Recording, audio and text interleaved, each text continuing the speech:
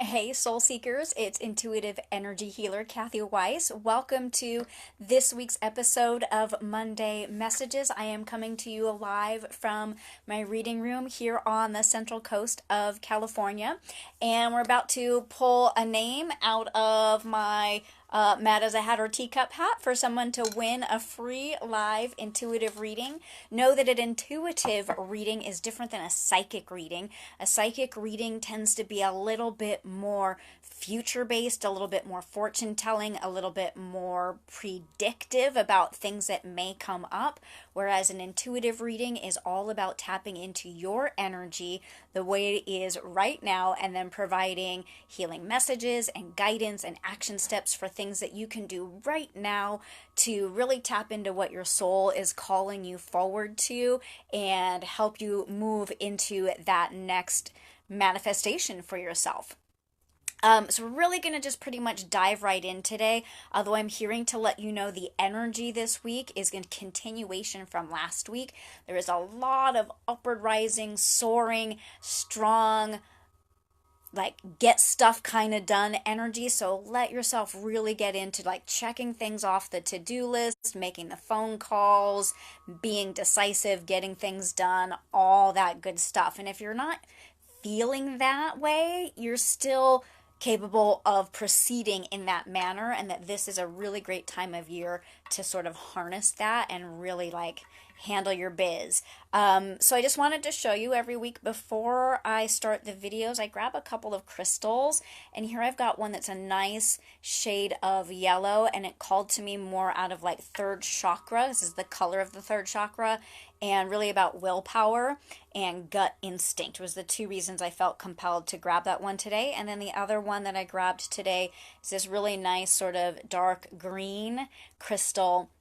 There's a lot of protective energy in this one, and also what I was hearing when I grabbed it was like rapid fire change. Sometimes when people start to go through rapid change, I can see like sparks of green energy coming off of them. So those two crystals are going to support us in today's reading. I always set the intention that the right person come out for the right reasons, and that's because these live readings offer guidance and information not only for the winner but for everyone who's watching. So they're almost like universal readings, even though they're directed at one person. So as I get ready to draw a name today, know that if it's not your name that comes out, stick with the video and watch anyway, because there's definitely good information coming that will be helpful and supportive for you. I'm closing my eyes. I'm always, always, always asking for the right person for the right reasons for today's video. And today, that person is Emily. Hi, Emily. Thanks for throwing your name and shouting out and getting your name into the teacup hat today. There's her name. I know it looks backwards to you, guys, because of the rear facing camera. And so, Emily, I feel like you're maybe newer to these readings, so I'll just explain for you and for everybody who's watching. When people shout out for their chance to win, I call it tuning into their channel. I sort of think of their name and reach out to find and feel their energy, because I am very highly sensitive to energy. And because there's probably close to 20 or so names in my hat, and I don't want to get the energy confused, I just jot down a few notes about what I felt when I tapped into you. That way, during the live video, somebody doesn't come along and be like, I want you to read me, and kind of like take over the energy of the reading. So when I talk about your notes, that's what I'm referring to, is that I read you individually and just wrote some things down to remind myself. So Emily, when I tapped into your energy a little bit earlier today, what I felt was like tired and like almost like your eyes are sort of glazed over. And so it was a little bit hard for me to see your true energy or your true aura. And know that there's nothing wrong with that. We all go through phases where we're a little bit tired, and so our energy is dull. And it doesn't mean that deep down inside there's anything wrong with your energy, other than that on the surface layer right now you're kind of tired. So well, oh, and then it says you're sort of wearing an energetic mask, like you don't want people to know that you're kind of worn down and tired, and you're pretending to be tough and like it's fine and I'm just going to power through and nothing is bothering me right now. But that you're really truly sort of a tender person. And so what I'm hearing is that the tiredness is that you've got this mask on that's saying like I'm super tough and nothing bothers me, and so come at me with all your jokes or whatever it is. But that you're really kind of tender and deep inside, and that you're really vulnerable to things that hurt, especially if they're words. And in our society, people use sarcasm as a way to mask their own stuff. And the root word of sarcasm literally means to rip to shreds or to tear into shreds. And so what I'm feeling and envisioning is that very deep down behind some of these surface layers is that people's sarcasm, and whether it's directed towards you or not, it could be sarcasm directed out into the world, out into the political climate, out into the entertainment climate, whatever it is, but that sarcasm is actually deeply wounding you because you can feel the energetic hurt behind those words. And that there is just a part of you that's really tired from acting like that doesn't hurt. And I feel like this is such a beautiful universal message, and I'm so thrilled that this came up because I think a lot of us are really tired of this bombardment of sarcasm. And again, it doesn't have to be directed at us. It can be sarcasm directed at other people, at situations, and we're all starting to feel worn down from it. And I think a lot of us are yearning for something that is a little bit softer and a little bit more honest and a little bit more resonant with the truth rather than the hiding and masking of it, right? So, what I'm hearing is that this is a really beneficial message for a lot of us.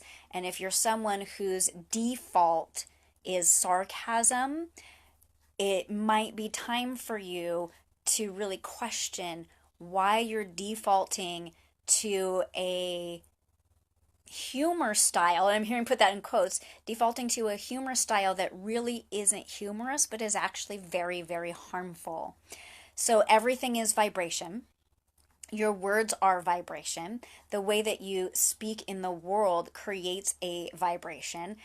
And sarcasm and using words that are harmful, even if they're cloaked under the layer of humor, harms other people. Period. End of conversation. Vibration goes out into the world, whether we're aware of it or not. We feel and absorb vibration. And so I'm hearing, I know this message is getting a little bit heavy, and it's not even necessarily directed at you, Emily, but at all of us. You were like, oh, thank you. You were the catalyst that brought up this conversation, and it's a deeply necessary conversation. So thank you, and know that this isn't directed specifically at you, but at all of us. Sarcasm is wearing the world down. And if you default to sarcasm, it's really time for you to take a step back and think about who and how you want to be in the world and how you want other people to feel as a result of your presence. Not only your physical presence, we can also be talking about your social media presence, and things like that. So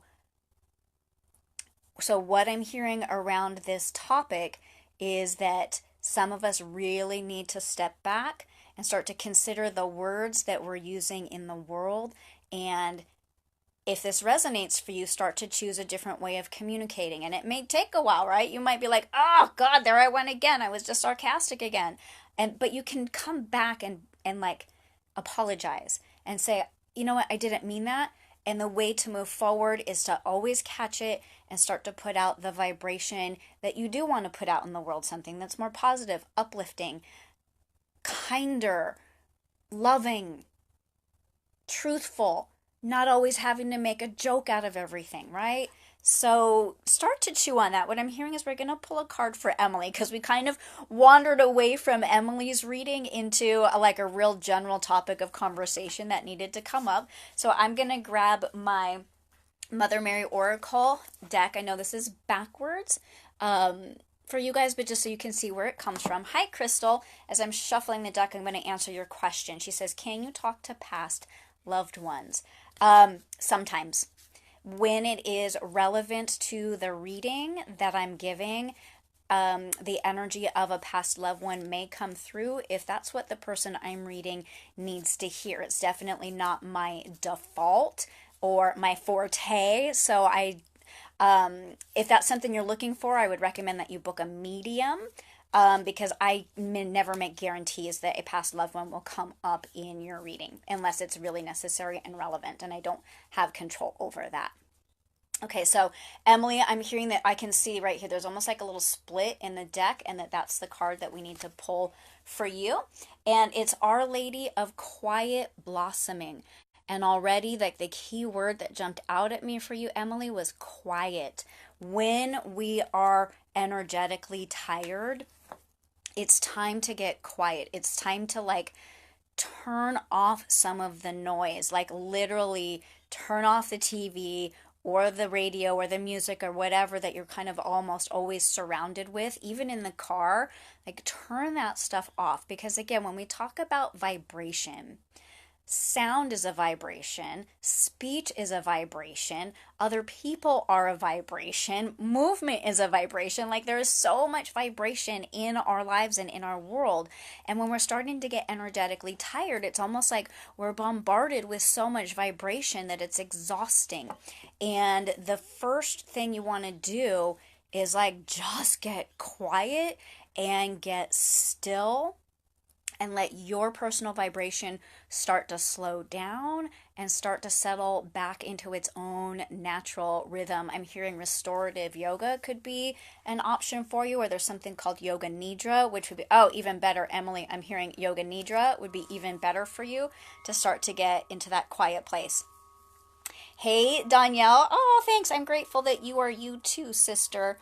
I'm going to pull a sentence or two out of the guidebook for Emily to support her message, but know that, again, this is a really super universal message today.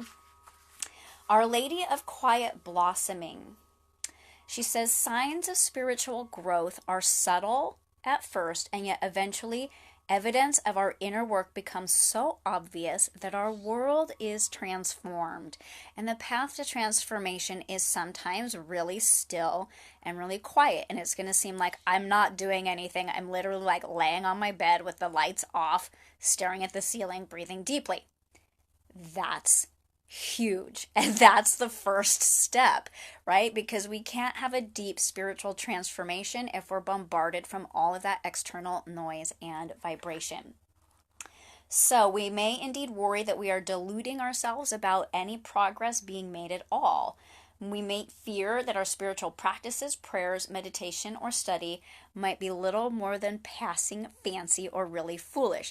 And again, what I'm hearing is the practice of being quiet sounds really contradictory and like it's not an action step. But I absolutely guarantee you, all spiritual traditions, all religious practices really have at their heart quiet and still. And so you're being invited to really get into that place, and that's when you start to see the evidence of that spiritual growth and that spiritual deepening, and just that sense of an inner peace and calm that can sometimes feel like it's missing. This oracle brings the message to you. You are asked to trust in your inner senses or feelings about a person, opportunity, or situation. So there's definitely something in particular, Emily, that is adding to that tiredness for you.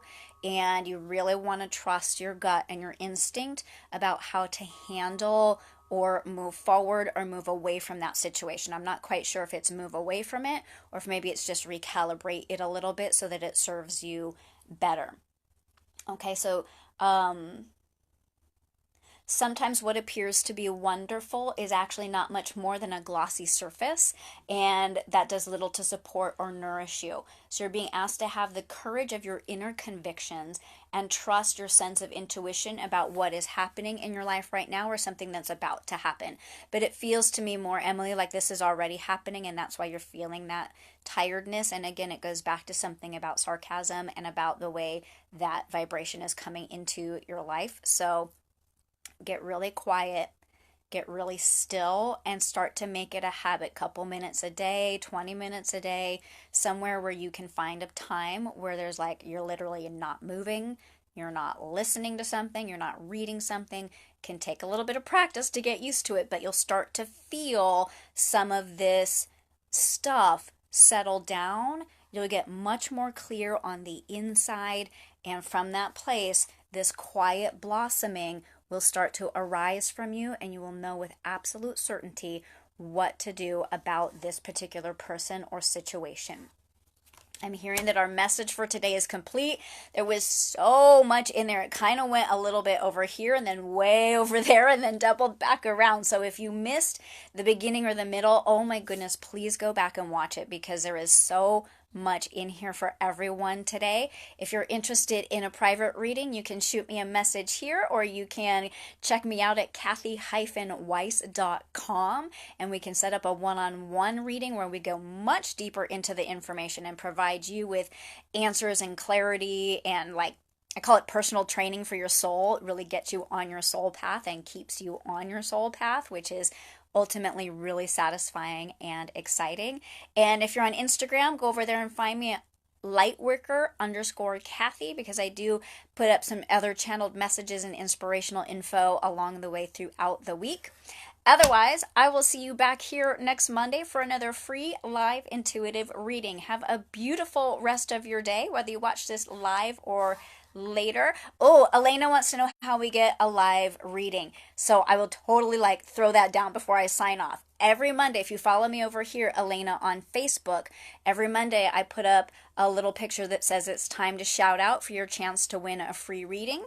And so all you have to do is make a comment down there under the picture, and then everybody who shouts out gets their name thrown in my teacup hat, and I pull one name out. So make sure that you follow me over here on Facebook, Lightworker Kathy with a C Weiss, and stay tuned for that posting next Monday and your chance to win a free live intuitive reading. Have a beautiful day, everybody. I love you guys so much, and enjoy the soaring energy. See you next week. Namaste.